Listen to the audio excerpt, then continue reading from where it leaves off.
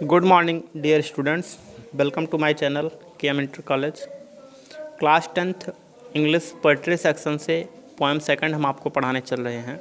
इस पोएम का नाम है द प्लासम्स ऑफ लाइफ। प्लासम्स मिस होता है भजन, ऑफ मिस का लाइफ में जीवन, अर्थात कहने का आशय जीवन का भजन। इस चैप्टर का शीर्षक होगा हिंदी में। H.W. लॉन्गफेलो जी इस पोएम के राइटर हैं।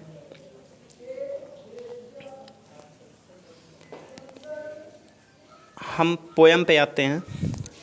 Life is real, life is earnest. जीवन वास्तविक है और जीवन ईमानदारी से कुछ प्राप्त करने अर्थात अर्जित करने के लिए है। And the grave is not its goal. जीवन का एकमात्र उद्देश्य कब्र में जाना नहीं है। Dust thou art to dust returnest. मनुष्य का शरीर पंच तत्वों से मिलकर बना हुआ है और पुनः यह पंच तत्वों में मिल जाता है। Is not spoken of the soul, ना कि हमारी यह आत्मा, अर्थात कहने का आशय आत्मा अजर अमर है। पांच तत्वों से मिल करके बना हुआ हमारा शरीर पांच तत्वों में मिल जाता है। नॉट इन्जॉयमेंट एंड नॉट सारो। नॉट इन्जॉयमेंट का मतलब आनंद, एंड नॉट सारो आनंद और दुख भोगना। इज आवर डेस्टाइंड हमारे भाग्य का अंतिम उद्देश्य नहीं है। एंड आर बे यह हमारा मार्ग नहीं है। But to act that is tomorrow बल्कि हमें भाग्यवादी होते हुए हमारे जीवन का उद्देश्य निर्धारित करते हुए कुछ कार्य करना चाहिए। Find us further than today जिससे हम अपना भविष्य आज से बेहतर पाएं। In the world broad field of battles.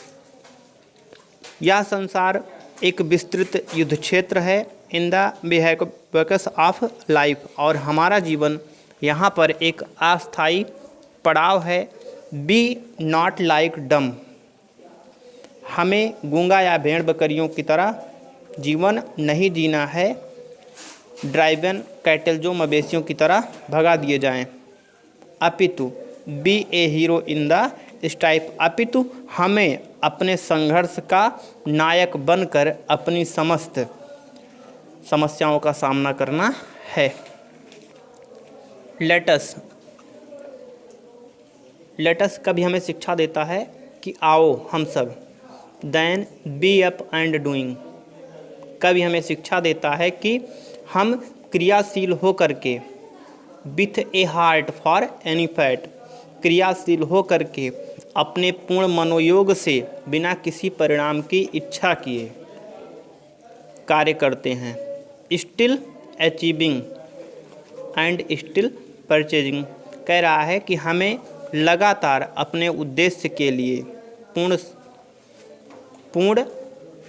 सन्नद्ध रहना है। Learn to labour and to wait परिश्रम करो और फल का इंतज़ार करो, अर्थात कहने का मतलब कि हमें फल की इच्छा किए बगैर कर्म करते रहना चाहिए। अगर हम आज कर्म अच्छा करेंगे तो निश्चित है आज से बेहतर हमारा आने वाला कल होगा। Thank you.